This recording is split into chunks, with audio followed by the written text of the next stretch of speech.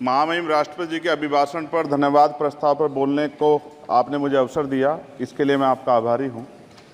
सभापति महोदय, सर्वप्रथम मैं बहुजन समाज में जन्मे सभी संतों, गुरुओं, महान पुरुषों को नमन करता हूं, जिनमें महात्मा ज्योतिबा फूले, डॉक्टर बाबा साहब अम्बेडकर, मान्यवर काशीराम साहब को मैं याद भी करता हूं आज के दिन पर।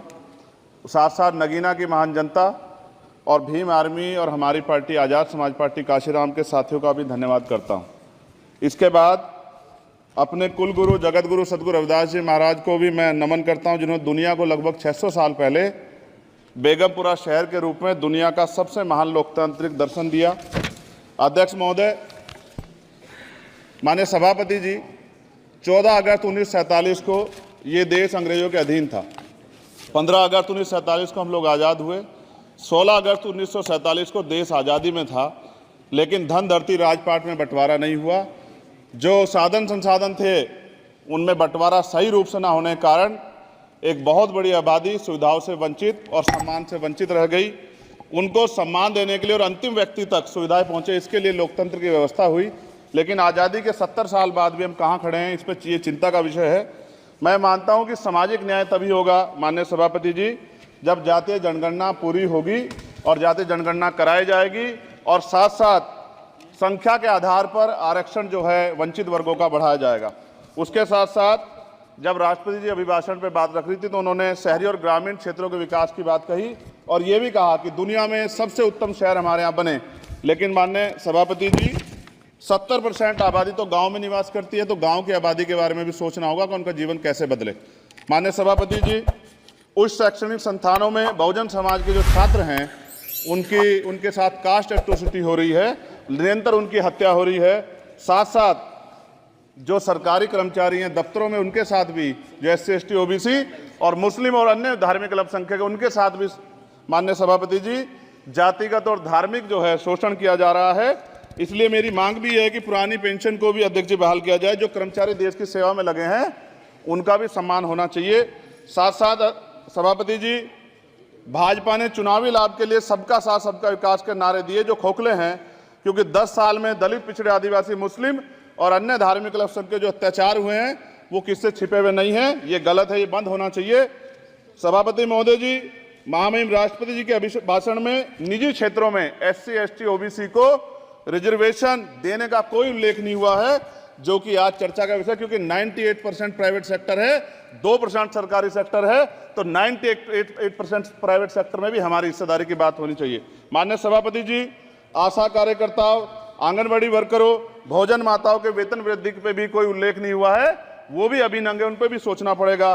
माननीय सभापति जी, जिस क्षेत्र से मैं चुन के आऊँ नगीना से, वो बहुत पिछड़ा क्षेत्र है। उस क्षेत्र में कोई विशेष आर्थिक पैकेज नहीं दिया गया, रोजगार की सेवाएं नहीं है, नौजवान पलायन करता है।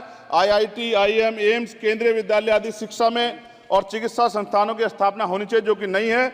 और माननीय सभापति जी, मानसून सत्र आ गया है, मेरा क्षेत्र बाढ़ से बहुत प्रभावित है, इसलिए मैं आपसे आग्रह करूंगा कि वहां के लोगों को बाढ़ से निजात दिलाई जाए।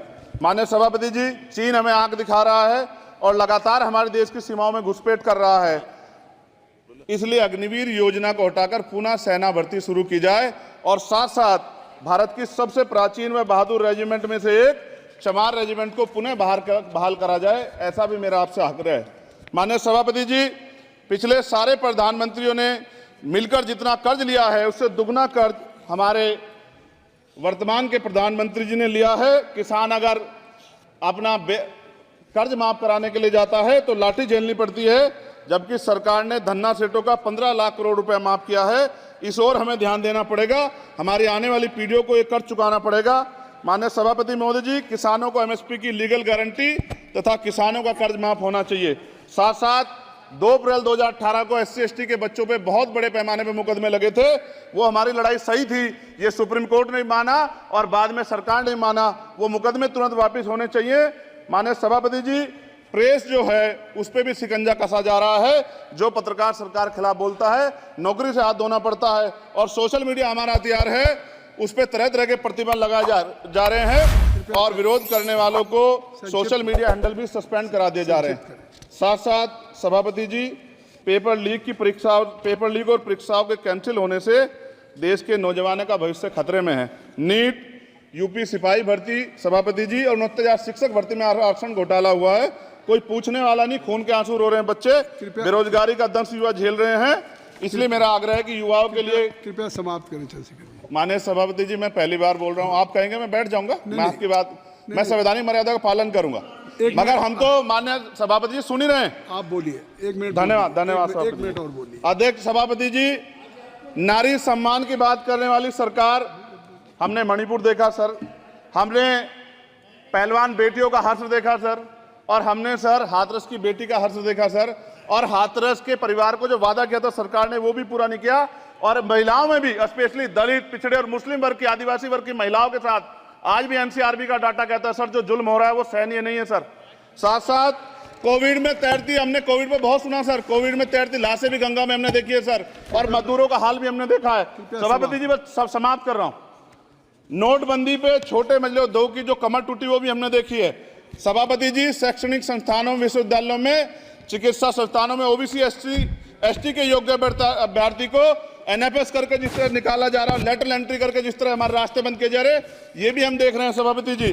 साथ साथ मेरा ये कहना है सर, ये सबका इशू है कि प्राइवेट कर्मचारी सर और सरकारी भी कई जगह पे 8 से ज्यादा घंटों से काम करते हैं, और उनको जो सर उचित वेतन भी नहीं मिलता, तो न्यूनतम वेतन 20,000 रुपए तय हो और 24 घंटे की ड्यूटी। उदाहरण के तौर पे यूपी पुलिस सर बहुत पूरा काम करते हैं वो लोग, वो राज्य के विषय हैं। आप सर मैं आपके राज्य सरकार के लिए भी आपके संज्ञान में डाल रहा हूँ विषय सर, पुलिस सब जगह है सर, लेकिन सवाल ये है सर, बहुत पसीना बातें हैं, 8 घंटे की ड्यूटी और वेतन विसंगति, बॉर्डर स्कीम से उनको जो बाहर किया जाए। माननीय सभापति जी, 1 मिनट चाहिए सभापति जी। राष्ट्रपति जी ने धर्म के बारे में बात की थी, राम मंदिर से पहले हमारे गुरुघर तुगलकाबाद का फैसला आया था राष्ट्रपति जी, वो सभापति जी अभी तक दिल्ली में स्थित सदगुरु रविदास जी महाराज का गुरुघर नहीं बना। साथ साथ सभापति जी, अपनी बात को खत्म करते हुए मैं आपसे कहना चाहता हूं कि जितना देश दूसरों का है सर, इतना हमारा भी है। हम मरने के लिए पैदा नहीं हुए, जो चाहता है हमारी हत्या कर देता है। मूछे रखने पे, घोड़ी पे बैठने पे, मटकी छूने पे हमारी हत्या हो रही है। क्या बदला है सर 70 साल बाद भी? दलित, पिछड़े, मुसलमानों पे हिंसा नहीं रुक रही है सर। मेरा आपसे संरक्षण के साथ ये आग्रह है कि इन घटनाओं को रोका जाए, और देश किसी की बपोती नहीं है, देश संविधान से चलता है सर, और संविधान से चलेगा, संविधान छेड़खानी बर्दाश्त नहीं की जाएगी सर। धन्यवाद।